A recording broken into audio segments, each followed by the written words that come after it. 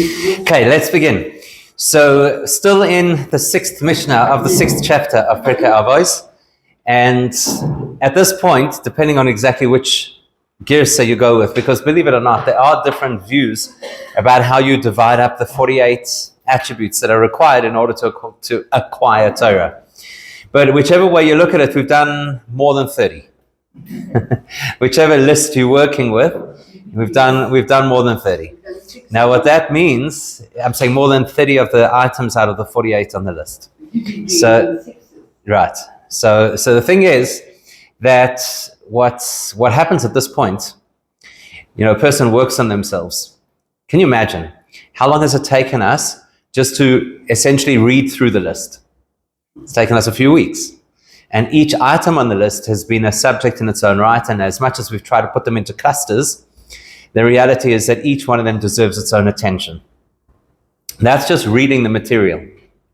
How do you think we would feel if we hadn't just read the material, but we had actually mastered these 30-odd things? How would you feel right now? Just imagine. It would feel amazing, right? It would feel an unbelievable experience. Imagine that actually happened. That we actually had mastered all of these traits that are so key to being able to acquire Torah, we'd feel amazing. In fact, exactly. Even if we mastered one of them, we'd feel very elated. It's coming up for Rosh Hashanah. Can you imagine if you could stand in Shul on Rosh Hashanah and say, I've mastered one of the 48 paths to acquiring the Torah? We'd feel great. So what's interesting is that many of the commentaries, when they reach this particular point in the conversation, they say what we're going to read next is addressed to the person who has mastered all of the above. Okay, so try to put yourself in their shoes. Try and imagine. So the Abarbanel says it clearly. He says we're talking over here at this point to the individual who has mastered everything on the list until now. And some of the other Mefarshim say, well, here we're talking to the Rosh Yeshiva or to the Nasi. Remember, in those days, there was a position called the Nasi. And that was considered the highest position in the community. When I say in those days, I'm saying in the time of the Mishnah, that was considered the person who was the highest representative of the community. And that's who these next three are directed at. So it's kind of, in a sense, rounding off all of the personal work that we have to do, because as we'll see, the next piece is already how we relate to other people, but rounding off all of the things that we have to do. So at this point, it's quite likely that a person could feel that they have achieved. And this is a tightrope, because on the one hand, we have to know that we have achieved. And on the other hand, we have to contextualize the knowledge that we have achieved. In other words, let's put this into context. There's a Gemara towards the end of the third chapter of Gemara Nida that speaks about what happens before somebody's born. Interesting Gemara, like if you want to know what goes on before we're born. One of the things that the Gemara over there says is that before a neshama enters into this world, the neshama is made to take an oath, mashbi'in oisoi, and make them take a shavua, they make you take an oath. What's the oath? That you'll be a tzaddik. Okay? So just in case you weren't feeling guilty enough coming up to Yom Tov, now you can feel additionally guilty knowing that you made a promise before you were even born that you're going to be a tzaddik. So if you're not a tzaddik, there's something to feel guilty about. So that's what it says. That you should make a promise that you will be a tzaddik.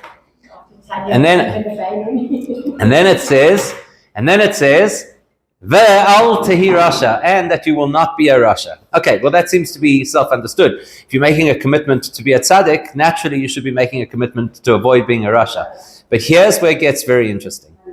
Because then the Gemara continues that even if the whole world tells you that you are a tzaddik, don't believe them. That's what it says. Don't believe them. You should see yourself like a rasha.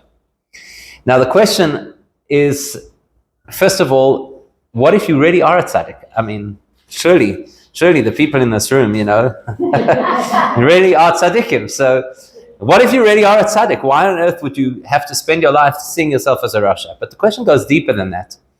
And the question is, what is the value of seeing yourself as a rasha?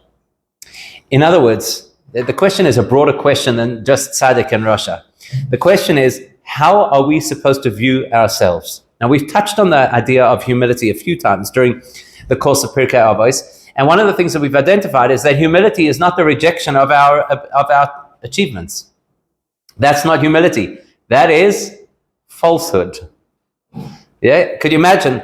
Imagine if Moshe Rabbeinu comes down from Har Sinai with the tablets, and then he says to the Jewish people, I don't know if I'm the right person to be teaching you this. That would not be humility, even though Moshe was the most humble person ever lived. That would just be shirking responsibility. So it's incredibly important for us to know how to balance our self-assessment. Here you've got somebody, again, like I say, many of the Mephoshim are identifying that what's going to happen next in the Mishnah is addressed to somebody who truly has mastered all of the 30-odd things that are on the list until now. So in the analysis of what the Mishnah is about to say next, we also have an incredible insight into appreciating how we're supposed to contextualize our achievements. So the first thing that it says on the list is Misrachek min hakavod. That a person, one of the methods of how we engage with the Torah is Misrachek min hakavod. That we distance ourselves from kavod. Okay? Let me throw this out for a second. What is kavod? Honor. That is a translation. But what is kavod? What does it mean? What does it mean, honor? What is honor? How do you identify honor? How do you know if somebody has honor, that you're showing a person honor? It says you should honor your parents. What constitutes honor? It says that you have to show honor to people who are more wise than you are. What is the definition of honor? Here it says misrachek min hakavod, that the person who wants to access the Torah, particularly somebody who's done a lot of self-work, because that's where we are in the story, they have to distance themselves from kavod. That's question one. Question two is, we've already previously learned in Pirkei Avos that hakina v'hataiva v'hakavod, kina envy, taiva desire, and kavod honor, what's in Adam in Olam, are things that drive a person from this world. So that means we've already learned much earlier in Pirkei Avos that kavod could be a bad thing. So why now the big surprise that somebody wants to get close to learning the Torah, that one of their key focuses has to be misrachek min hakavod, to stay away from kavod? Doesn't seem to make sense. So let's try and understand what's going on over here. There must be some new information or some new insight that is beyond what we've already learned, that kavod could drive a person from this world.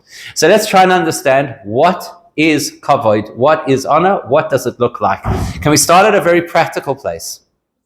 Very practical. Is it different to respect? I don't know. Maybe that's just semantics in English, respect and honor. But let's just talk in a very practical sense, very practically. If right now a person walked into the room who we are supposed to show honor, what would we do? We'd stand for them, right? So that is one of the classic examples that is used in halacha as a representation of kavod, of honor. You stand up in honor of a person, and that's not just to stand up to offer them a seat. That's actually to stand up to show honor to the person who's walking into the room. So by rights, in the mitzvah of honoring parents, by rights that should happen. A parent walks into a room, the child should stand up, because that's how you show honor to a parent. If a teacher, and that's no matter what age and stage we are in life, somebody who teaches us walks into a room, is supposed to stand up, is supposed to show them honor, right? That's the definition of honor. Great. Now my question is that honor, in our context, somebody who's now mastered all of these different characteristics that are listed so far in the Mishnah, so this person has done tremendous spiritual growth, is that honor deserved? It's deserved. Of course it's deserved. If it's deserved, why is the advice then to stay away from it? Because you mustn't learn Torah because you want to. That's true, but it's not saying that you're learning Torah in order to get honor. That's not what we're suggesting. We're suggesting over here that the person has progressed, that they have great spiritual achievements. They are therefore deserving of honor. Nobody suggested that that was their motivation. And now the honor is coming to them. Why would the advice be lehistrachek min hakavod, to stay away from the honor? In other words, do we now expect that every single time that a teacher walks into the room and we stand up out of respect for them, do we now expect every time that they should say, no, sit? So is that what this Mishnah is advising? Lehisrachek min hakavod, to stay away from honor. No, please don't bother. Don't worry about me. I'm good. You don't have to. Could it be effort to keep you from arrogance? Keep you from arrogance, yeah. But then again, do we need to advise the person who has come this far in their studies to avoid arrogance? By the way, the next thing on our list is going to sound like it has something to do with arrogance. We'll have to test whether it does or not. But interesting point. So if somebody gives well-placed honor, is that a problem for arrogance? Interesting question. I'm saying if somebody is given appropriate honor, is that necessarily a reason you should be concerned about arrogance? But is it valuable to play down our achievements? That's the question. We've already previously learned that the definition of humility is not to deny our achievements and not to diminish our achievements. It's to recognize our achievements and be conscious of the fact that perhaps other people with the same opportunities may have done better, rather than to say we haven't done. So what does it mean, Yisrachik min hakovitz? It's an interesting Gemara. The Gemara tells a story. In fact, it's brought in various places. Different Gemaras about different sages, but they all carry the same theme, where there were sages. I hope you're comfortable. Are you comfortable? Are you comfortable in this class? Good. Because in those days, the students used to sit on the floor. So what would happen is the rabbi would walk in, and all the students were sitting on the floor. Now, we all understand that if people are sitting on the floor, it's much more difficult to get up out of honor. Yeah? To show honor, it's more difficult to get off the floor than it is to get off your chair.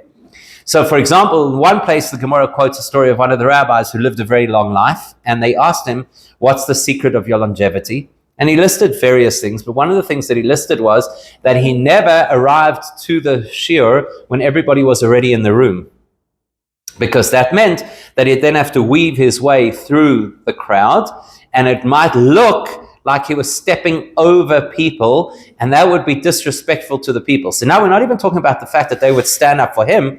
This was the idea that he didn't want to make it look like he was disrespectful to the people. So Misrachik min hakovod means even though by rights he should have waited, he deserved to wait for the entire room to fill, and then come in as the teacher, because don't you think that's respect, right? Respect is that the teacher arrives when everybody is already waiting, right? But he went the other way around. He got there before everybody was there to be able to address the class, so that he wouldn't have to in any way imply that he is disrespectful to the people. In a similar vein, the Gemara brings elsewhere, again, about different sages, that there were different sages who, when they were walking, wherever it is that they had to go, they would specifically choose to take routes that would avoid passing where people were, because then those people would have to stand up for them. So they took a different route so that nobody would have to stand up for them.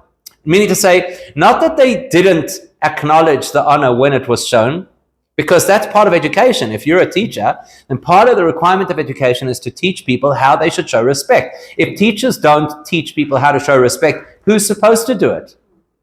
So it doesn't make sense to say, no, don't get up, That doesn't make sense. That's bad education. Because if that's what the Torah says, whether you're comfortable with it or not, that's what's meant to happen. But what you can do is you can avoid situations where people would have to inconvenience themselves, I guess, to stand up, even though it is correct for them to stand up. So that's the message of here. Misrachik min hakovod does not mean that the person should not appreciate or embrace honor that is deserved.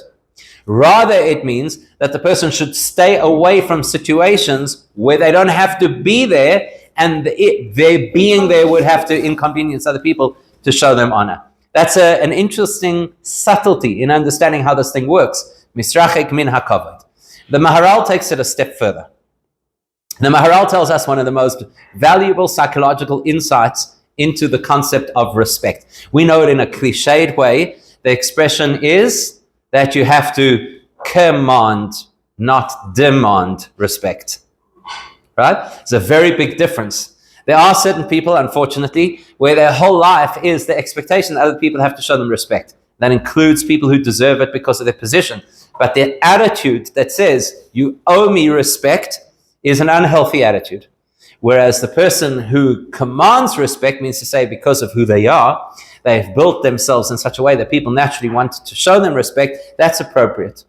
So the Maharal says something similar. He says the psychological nature of honor is that the people who chase it can never find it. And we know this from experience. Because we all know that those people who try and shine the spotlight on themselves, because they wish to have that attention and they wish to have that respect and they wish to have those accolades from the community, we know that those are the people who often rub us the wrong way. And so naturally, they'll frustrate themselves because the honor that they're looking to achieve is not the honor that people are going to give them, because people get irritated. Stop talking about yourself. Stop showing yourself. Just, and to the contrary, very often it's people who are humble individuals. Those are the people who get honor. So the Maharal says that the principle is the people who run from honor typically are going to be the people who are honored. And he gives a very interesting example. He's not the only one. Most of the commentaries quote the same example. And that is, what does anybody remember was the first thing that we are introduced to when we're told that the prophet Shmuel goes to appoint King Shaul as the king? Does anybody remember what the Tanakh tells us about what Shaul did when he heard that Shmuel was coming to appoint him as king? Anybody remember? He hid. Right? It says he was nechba el hakelim. It says that he went to hide. Incredible thought. He went to hide. Can you imagine? He literally could never have been a candidate for a modern democratic leadership position. As soon as they wanted him to be the leader, he ran in the opposite direction. So that's the example that the Maharal brings, and various the other commentators all bring to illustrate this principle that if a person runs after kavod, it will run from them. If a person is misrachek min hakavod, if a person runs away from honor, then honor will follow them. And we have to understand this. We have to unpack what this means and why it's relevant in the context specifically of the Torah. It's humility. But we've already learned about humility. So there's got to be something else besides what we already know. There's got to be another layer to this besides what we already know. Because humility doesn't necessarily mean that a person is offered an opportunity for honor. So this just seems to be quite specific, that the person is in a position where people are looking to honor them. Like the Gemara says, people would stand. So therefore the person's avoiding them so that they don't have to stand. So we're talking specifically over here where there are, there is, so to speak, deserved honor, and they're avoiding that honor. So the question is why? Two very interesting things. Do you think what is one's goal? Again, we're not talking over here about whether the person's goal is honor, because we've already learned that before. Right? That if a person has an aspiration for honor, then that's going to drive them from the world. Here we're talking about what is the psychology of the person who is misrachek min hakavod, who moves away from deserved honor. I keep repeating that it's deserved honor as opposed to the person who's pursuing honor. And that's what I want to show you, is that the Maharal's interpretation of this concept of the person who chases honor, it flees from them, is different from how we normally understand it, which is that if a person is looking for honor, they're just going to irritate us and they're not going to get that honor. We're talking over here about something different. Why are we talking about something different? Because we learned at the beginning of this chapter that if a person teaches us, what did we say? If a person teaches us even one verse, one chapter, one verse, one halacha, one pasuk, even one word, even one letter, then what happens? We have to give them kavod. We have to give them honor. And that Mishnah then explained what kavod is. It said, what did it say? Anybody remember? It said, Ve'ein kavod ela Torah. The only true kavod, the only true honor is the Torah itself.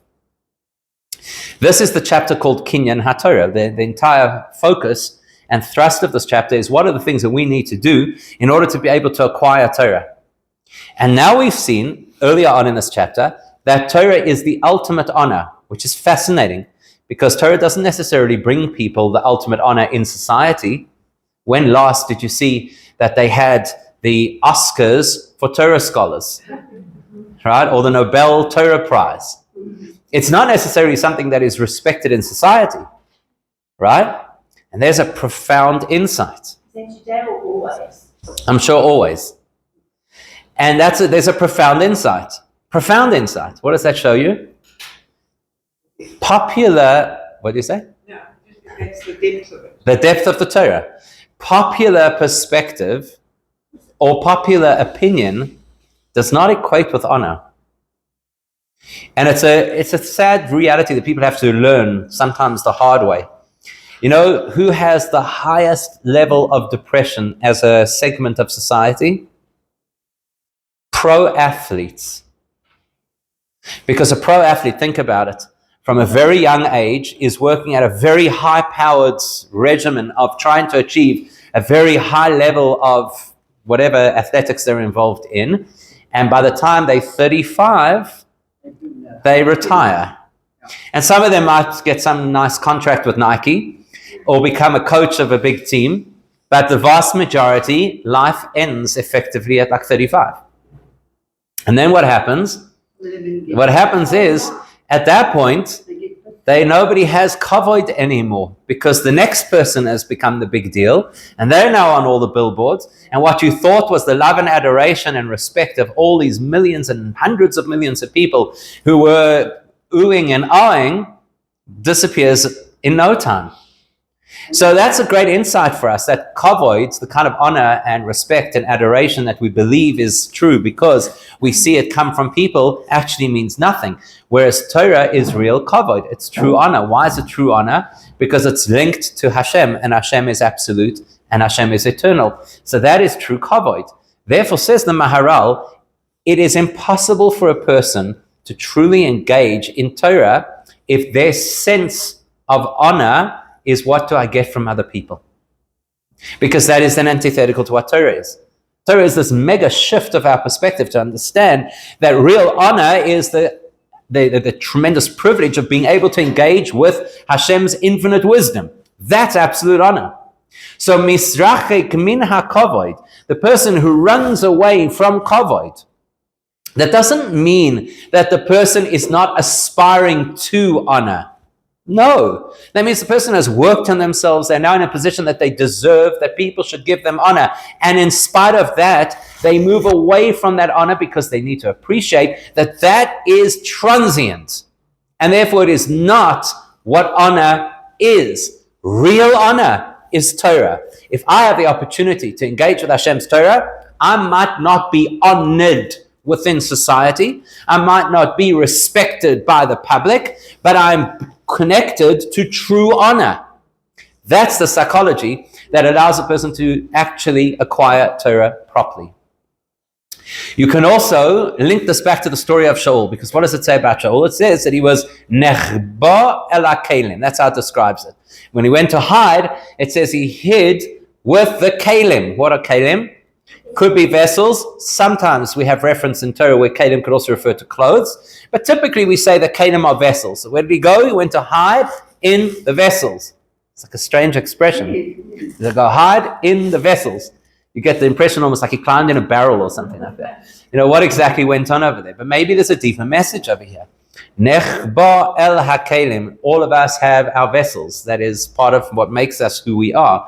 Meaning to say, our neshama is the energy that drives our system, and our mind, our heart, our behavior, our physical body are the kelim that house the neshama and allow the neshama its expression.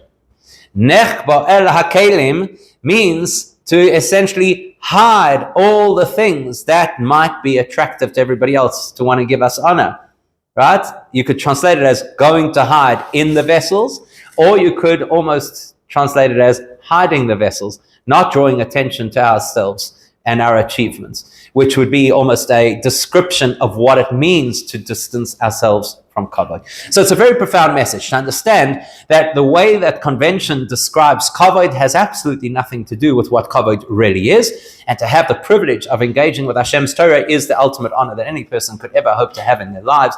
But if we're focused on everybody else's likes and endorsements, we might never get there. But isn't it strange how he then engaged in all this physical stuff? Because Who does? Sure. Okay, so that's subject for another shir. No, but isn't that interesting? Yeah, absolutely.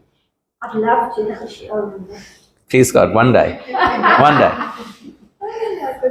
Okay, what's the next lesson? Now, here is a classic example of where you see that there are different girsa'os, different versions of how the Mishnah should read.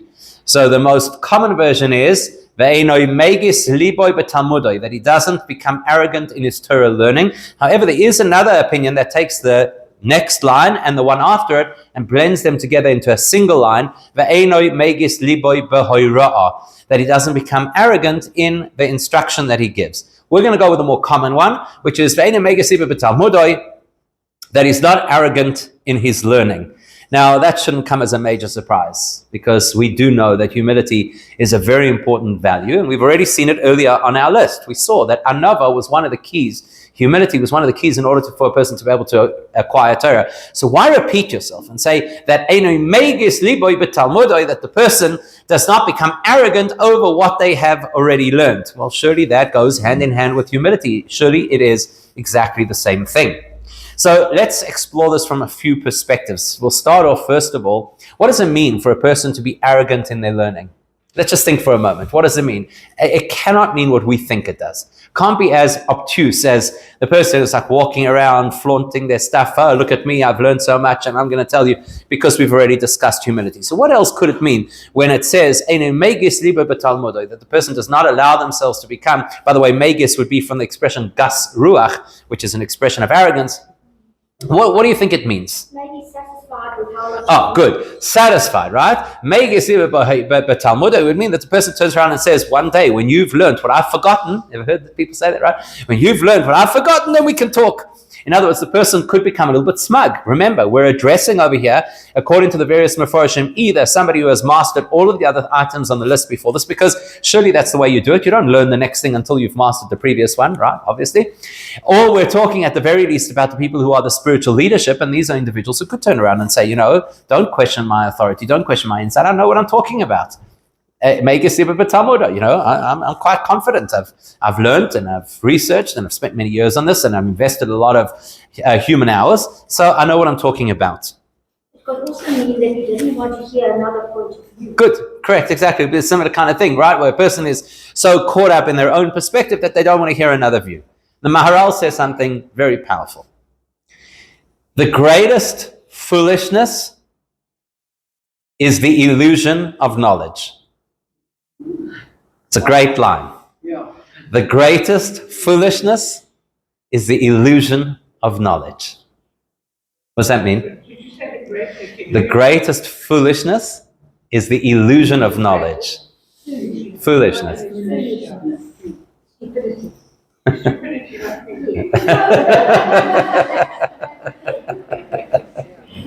Okay, what does that mean?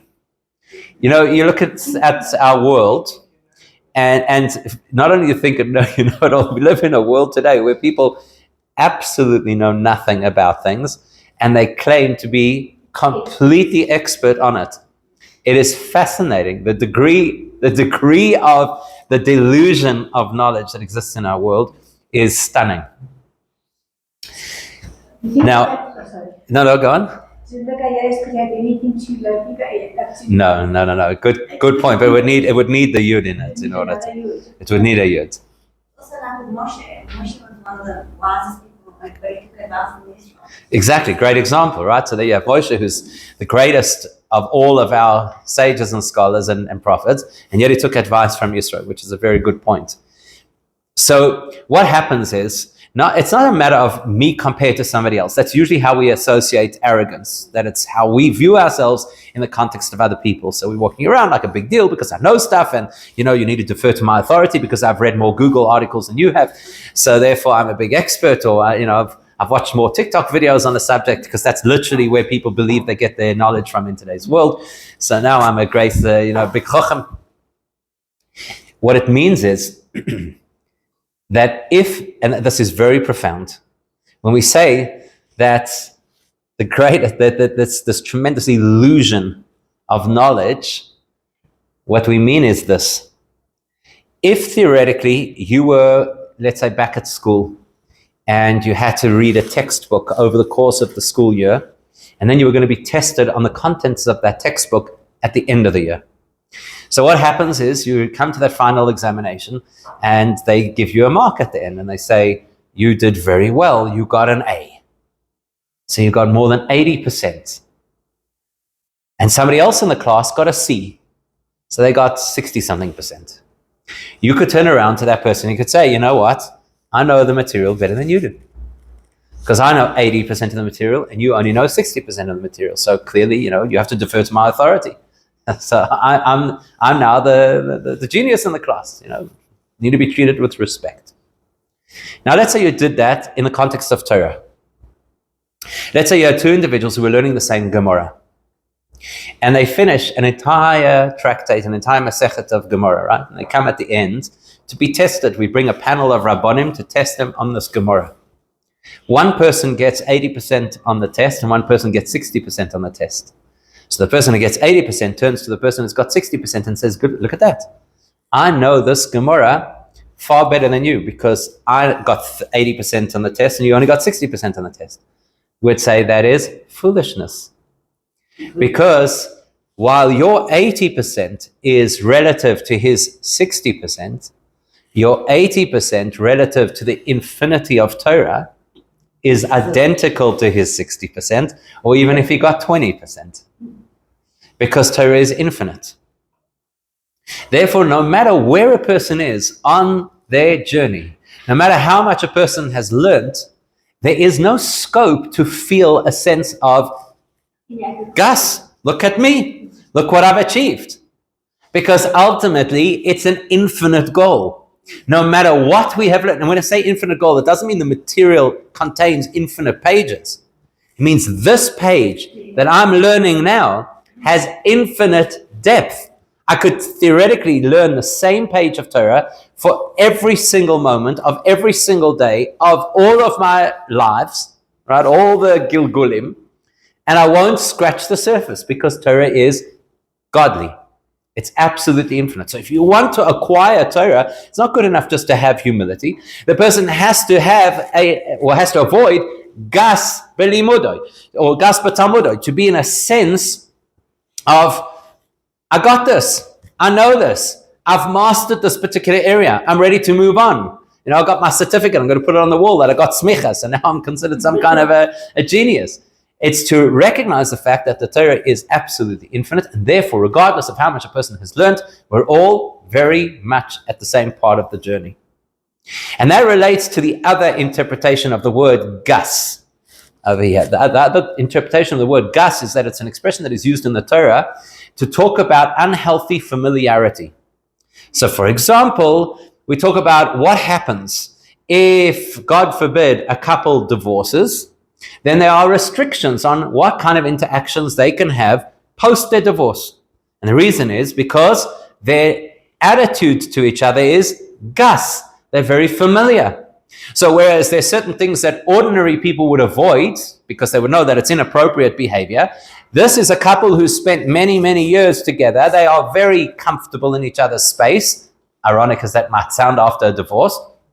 And therefore, gas, we consider that people are maybe a little bit insensitive to the kind of things that they should do in order to avoid inappropriate interactions. So we have to step in and say, can't live in the same townhouse complex or whatever the halachas are. Or likewise, we have a similar concept that if a person has to testify or be testified against in the courts, we don't want certain people in the room who might give them confidence because they feel gas. They feel very comfortable with those individuals, and we don't want somebody to feel comfortable on the witness stand. We want them to actually feel a little bit edgy so that they'll be more focused on giving us correct and accurate information or admitting to something that they had done wrong. So therefore, this expression, that the person does not allow their heart to become gas in their learning, means they don't allow themselves to become familiar with the content. Not familiar as in knowing it really well, but a sense of familiarity, because as we know the cliche, familiarity breeds exactly. So that's what happens. So when a person feels that they are so comfortable in the information that they're studying that it almost becomes casual, that is a barrier to being able to really learn and acquire Torah. Whereas when a person approaches Torah as they should, which is with a sense of humility and a sense of awe and an appreciation of the fact that the Torah is absolutely infinite, and therefore it doesn't matter how much I've learned, I'm never really casually familiar with it, that is a way that a person can actually access the Torah properly.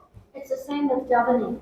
If we are so familiar with it that it's almost rote, we lose our kavanah. Absolutely, 100%.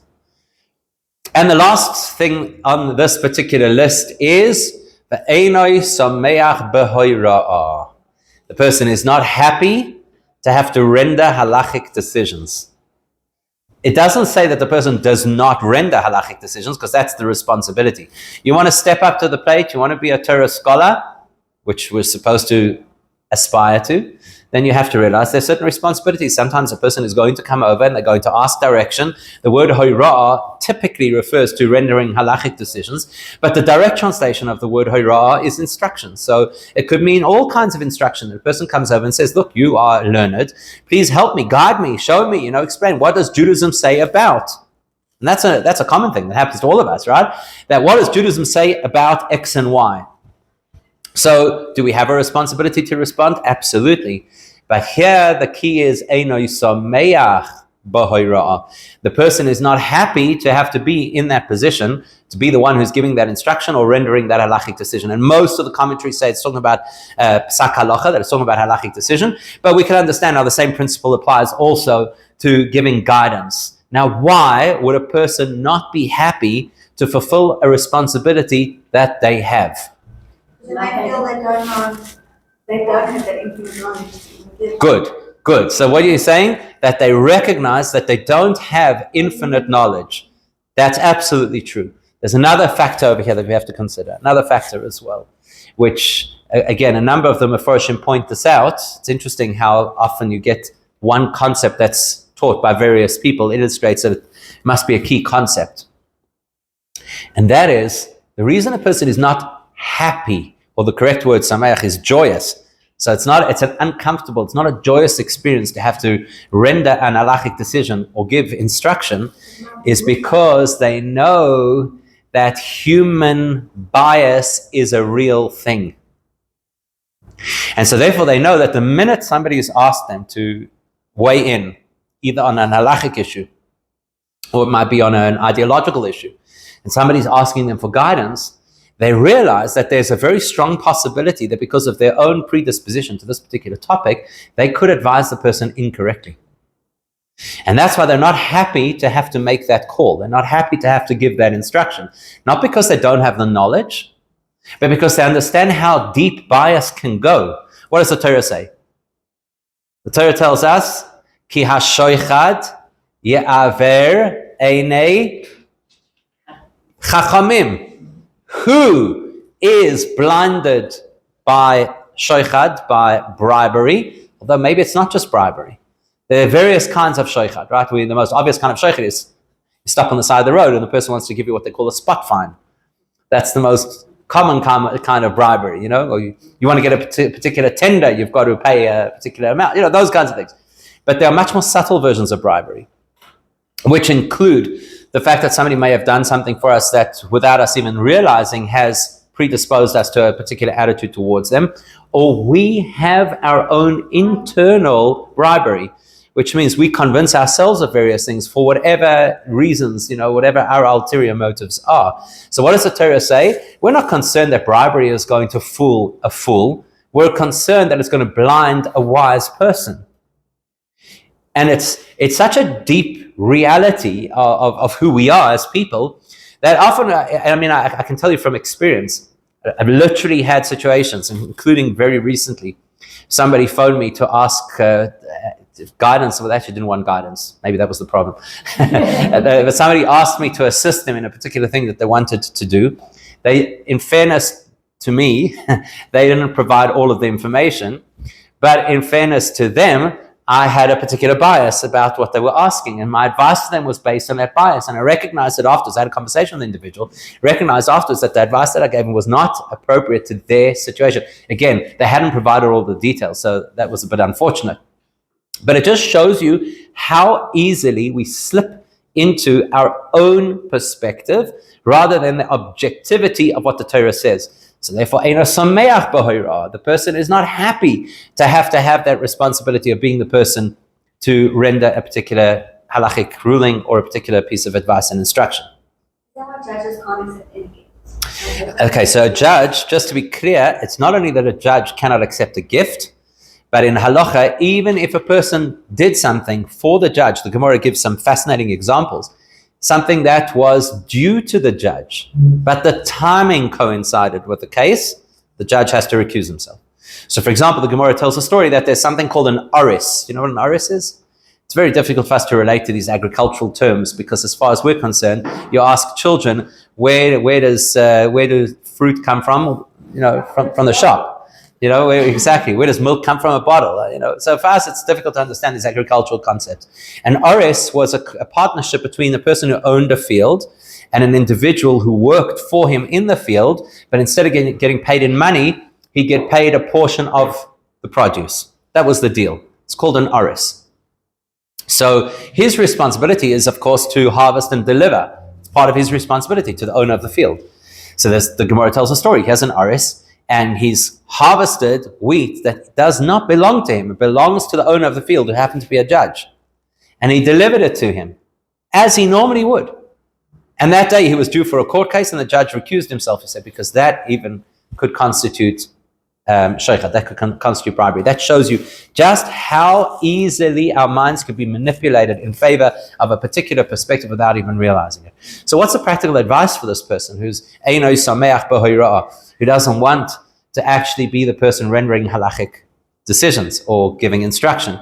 Well, there's two solutions, right? I once told you the story before about the rabbi in New York who was phoned with an halachic question. When I say phoned, in those days there was no cell phone, right? He was on a phone. And he said, I can't answer the question. I'm not home and I don't have access to my books. And the person on the other end said, but this is a very straightforward question. It's black and white and it's either this way or that way. He says, I cannot answer the question, don't have the books. And they said, but it's very urgent, we need an answer.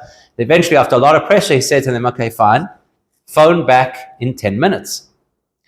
So they put down the phone, he picks up the phone, phones home, asks his wife, do me a favor, go into the study, go to this and this bookshelf.